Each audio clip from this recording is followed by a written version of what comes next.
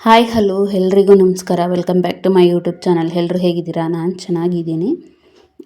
ಹಾಗೆ ಇದು ಗುರುವಾರ ಬೆಳಗ್ಗೆನೇ ತಿಂಡಿ ಎಲ್ಲ ಮಾಡಿ ಹುಡುಗರನ್ನ ಸ್ಕೂಲ್ ಕಾಲೇಜಿಗೆ ಕಳಿಸ್ಬಿಟ್ಟು ನಾನು ಹಂಗೆ ಬಂದೆ ಬಸ್ ಸ್ಟಾಪಿಗೆ. ಬಂದ್ಬಿಟ್ಟು ಇಲ್ಲಿ ಬನಶಂಕರಮ್ಮ ಟೆಂಪಲ್ ಬನಶಂಕರಿಗೆ ಬಂದೆ. ನಮ್ಮ ಏರಿಯಾದಿಂದವ ಒಂದೇ ಬಸ್ಸು ಇಲ್ಲಿಗೆ ಬರುತ್ತೆ. ಸೀದಾ ಬನಶಂಕರಿ ಬಸ್ ಡಿಪೋ ಸ್ಟ್ಯಾಂಡ್ ಇದೆಯಲ್ಲ, ಅದ್ರ ಪಕ್ಕದಲ್ಲೇ ದೇವಸ್ಥಾನ ಇದೆ. ಯಾರಾದರೂ ಬಂದಿಲ್ಲ ಅಂತಂದರೆ ಬನ್ನಿ. ಹಾಗೆ ಇಲ್ಲಿ ಪೂಜೆ ಮಾಡಿಸೋಣ ಅಂತ ಹೇಳ್ಬಿಟ್ಟು ಹಣ್ಕಾಯಿ ತೊಗೊಂಡಿದ್ದೆ. ಕಾಯಿ ಒಡೆದು ನೋಡಿದ್ರೆ ಕಾಯಿ ಈ ರೀತಿ ಬಂದಿದೆ. ಈ ಥರ ಕಾಯಿ ಹೋಳು ಬಂದರೆ ಏನು ಅರ್ಥ ಅಂತ ಹೇಳ್ಬಿಟ್ಟು ಗೊತ್ತಿದ್ದರೆ ಕಮೆಂಟ್ ಮಾಡಿ. ಹಾಗೆ ಇಲ್ಲಿ ದೇವಸ್ಥಾನಕ್ಕೆ ಬಂದು ದರ್ಶನ ಎಲ್ಲ ಮುಗಿಸ್ಕೊಂಡು ಪ್ರಸಾದ ತಿನ್ನೋಣ ಅಂತ ಬಂದೆ. ಬೆಳಗ್ಗೆ ಟಿಫನ್ ಮಾಡ್ಕೊಂಡು ಹೋಗಿರಲಿಲ್ಲ, ಸ್ನಾನ ಮಾಡಿದ್ರೆ ಹಂಗೆ ಬಂದುಬಿಟ್ಟಿದ್ದೆ. ಹಂಗಾಗಿ ಇಲ್ಲಿ ಬಂದಾಗ ಪ್ರಸಾದ ಸ್ವೀಟ್ ಪೊಂಗಲು ಮತ್ತು ಪಲಾವು ಮಾಡಿದರು. ಅದನ್ನು ತಿಂದ್ಕೊಂಡು ದರ್ಶನ ಎಲ್ಲ ಮುಗಿಸ್ಕೊಂಡು ಸೀದಾ ಮನೆಗೆ ಬಂದೆ. ಹಾಗೆ ಇಲ್ಲಿ ಬನಶಂಕರಮ್ಮನ ದೇವಸ್ಥಾನಕ್ಕೆ ನಾನು ಸುಮಾರು ಒಂದು 15 ವರ್ಷದಿಂದನೂ ಹೋಗ್ತಾಯಿದ್ದೀನಿ. 18 ವರ್ಷದಿಂದನೇ ಹೋಗ್ತಾಯಿದ್ದೀನಿ ಅಂತ ಹೇಳ್ಬೋದು. ನನ್ನ ದೊಡ್ಡ ಮಗಳು ಇನ್ನೂ ಚಿಕ್ಕ ಮಗು ಇದ್ಲು, ಚಿಕ್ಕವಳಿನ್ನೂ ಹುಟ್ಟಿರಲಿಲ್ಲ. ಆವಾಗಿಂದನೂ ಕೂಡ ನಾನು ಇಲ್ಲಿಗೆ ಬರ್ತಾಯಿದ್ದೀನಿ. ಆವಾಗ ನಾವು ಮುಂಚೆ ಚಾಮರಾಜಪೇಟೆಯಲ್ಲಿದ್ವಿ. ಆವಾಗ ಅಲ್ಲಿಂದ ರೂಟ್ ಗೊತ್ತಾಗ್ತಿರ್ಲಿಲ್ಲ ನನಗೆ ಬರೋದು. 1 ಸಲಿನೇ 2 ಸಲಿನೇ ಬಂದಿದ್ದು. ಆಮೇಲೆ ನಾವು ಇಲ್ಲಿ ಬೇರೆ ಕಡೆ ಶಿಫ್ಟ್ ಆದಮೇಲೆ ಅಲ್ಲಿಂದ ಬಸ್ ರೂಟು ಒಂದೇ ರೂಟು ಗೊತ್ತಾಯಿತು. ಹಾಗಾಗಿ ಬಂದೆ.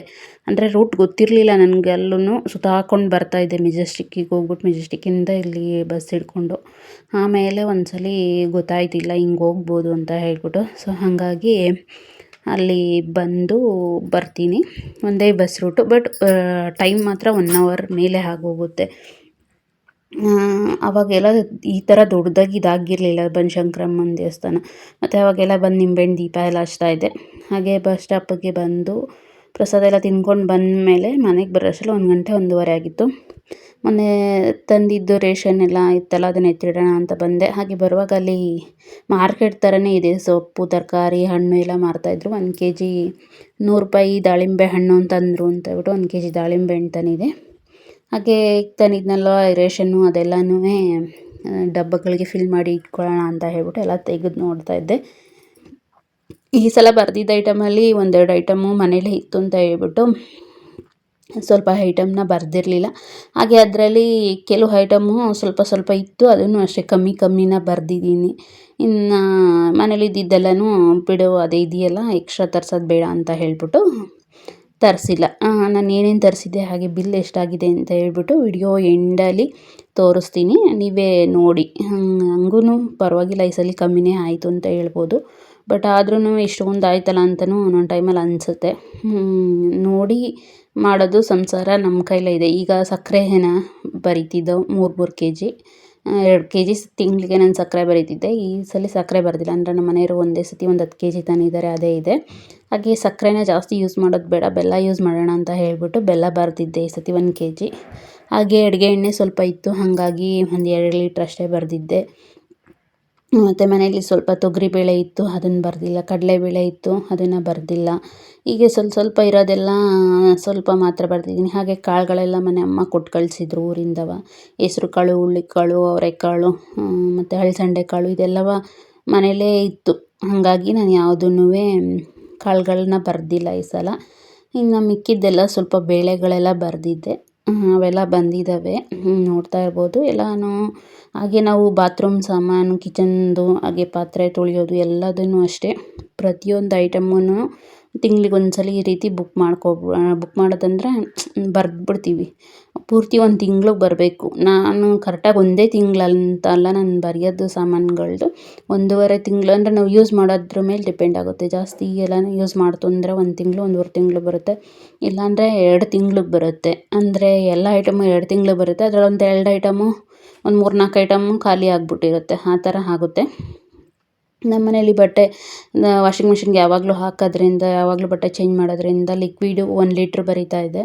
ಸೊ ಅದು ಬೇಗ ಖಾಲಿ ಆಗೋದು. ಹಂಗಾಗಿ ಈ ಸತಿ 2 ಲೀಟ್ರ್ ಬರೆದಿದೆ. ಹಾಗೆ ಹಾರ್ಪಿಕ್ಕು ಅಷ್ಟೇ 1 ಬರೀತಾ ಇದೆ 500 ml.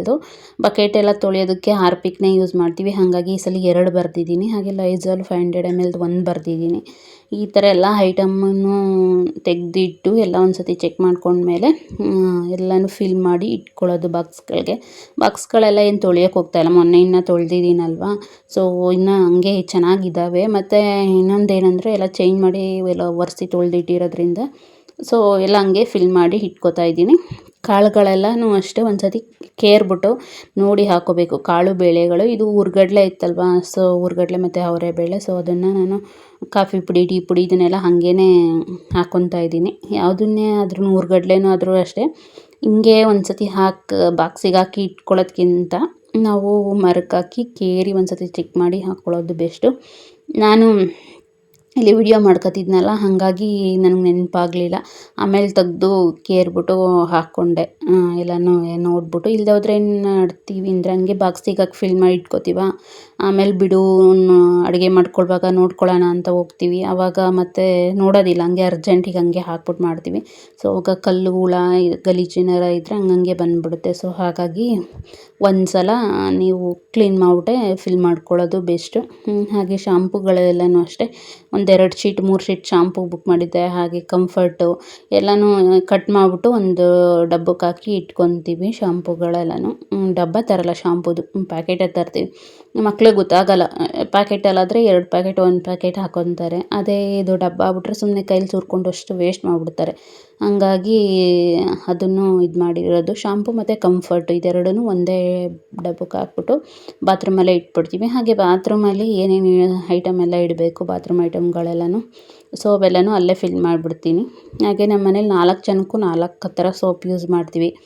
ಚಿಕ್ಕವಳಿಗೆ ಬೇಬಿ ಸೋಪು, ದೊಡ್ಡೊಳಗೆ ಗ್ರಾಮ್ ಫ್ಲೋರ್ ಸೋಪು, ನಂದು ಮೈಸೂರು ಸ್ಯಾಂಡ್ಲು, ನಮ್ಮ ಮನೆಯವ್ರದ್ದು ಲೈಫ್ ಬಾಯಿ. ಹಾಗಾಗಿ 4 ಸೋಪ್ ಇದೆ. 1.5 ತಿಂಗಳಿಗೆ ನಮ್ಮ 4 ಜನಕ್ಕೂ 4 ಸೋಪು ಬೇಕು. ಹಾಗೆ ಪೇಸ್ಟ್ ಮಾತ್ರ ಎಲ್ಲ ಒಂದೇ ಯೂಸ್ ಮಾಡ್ತೀವಿ, ಕೋಲ್ಗೇಟು. ಶಾಂಪು ಅಷ್ಟೇ, ಶಾಂಪೂನೂ ಅಷ್ಟೇ ಒಂದೇ ಥರ ಯೂಸ್ ಮಾಡ್ತೀವಿ. ಸೋಪ್ ಮಾತ್ರ ಬೇರೆ ಬೇರೆ ಯೂಸ್ ಮಾಡ್ತೀವಿ. ಹಾಗೆ ಬ್ಲೀಚಿಂಗ್ ಪೌಡರು ಮತ್ತು ಲಿಕ್ವಿಡ್ ಇದೆಲ್ಲನೂ ಅಷ್ಟೇ ಬಾತ್ರೂಮಲ್ಲೆಲ್ಲ ಎತ್ತಿಡ್ತಾ ಇದ್ದೀನಿ. ಟೀ ಪುಡಿ ಕಾಫಿ ಪುಡಿ ಅದೆಲ್ಲ ಬಾಕ್ಸಿಗೆ ಫಿಲ್ ಮಾಡಿಬಿಟ್ಟು ಇಟ್ಕೊಂಡಿದ್ದೀನಿ. ಹಾಗೆ ಆಯಿಲು ಒಂದೊಂದು ಟೈಮಲ್ಲಿ ಒಂದೊಂದು ಯೂಸ್ ಮಾಡ್ತಾ ಇರ್ತೀವಿ. ಇವಾಗ ಫ್ರೀಡಮ್ಮು ಒಂದು ಟೈಮ್ ಗೋಲ್ಡ್ ವಿನ್ನರು, ಒಂದು ಟೈಮು ಸನ್ಪ್ಯೂರು ಈ ರೀತಿ ಯೂಸ್ ಮಾಡ್ತೀವಿ. ಈ ಸತಿ ಫ್ರೀಡಮ್ನ ಇದು ಮಾಡಿದೆ. ಬೇರೆ ಇದಕ್ಕೆ ಹೋಲಿಸ್ಕೊಂಡ್ರೆ ಫ್ರೀಡಮ್ಮು ಬೆಟರ್ ಅಂತ ಅನ್ನಿಸ್ತು. ನಾನು ಗೂಗಲಲ್ಲಿ ಸರ್ಚ್ ಮಾಡಿ ಅದರದ್ದು ಕ್ವಾಲಿಟಿ ಕ್ವಾಂಟಿಟಿ ಹಾಗೆ ಅದ್ರ ಸೈಡ್ ಎಫೆಕ್ಟು ಅದೆಲ್ಲ ನೋಡಿದಾಗ ಫ್ರೀಡಮ್ ಓಕೆ ಅಂತ ಅನ್ನಿಸ್ತು. ಸೊ ಹಾಗಾಗಿ ಫ್ರೀಡಮ್ನ ಯೂಸ್ ಮಾಡ್ತಾಯಿದ್ದೀವಿ. ಕಾಫಿ ಪುಡಿ ಮಾತ್ರ ಕೋತಾಸ್ ಯೂಸ್ ಮಾಡ್ತೀನಿ. ಅದರಲ್ಲಿ ಕೋತಾಸಲ್ಲಿ 85% ಕಾಫಿ, 15% ಅಷ್ಟೇ ಚಿಕೋರಿ ಇದೆ.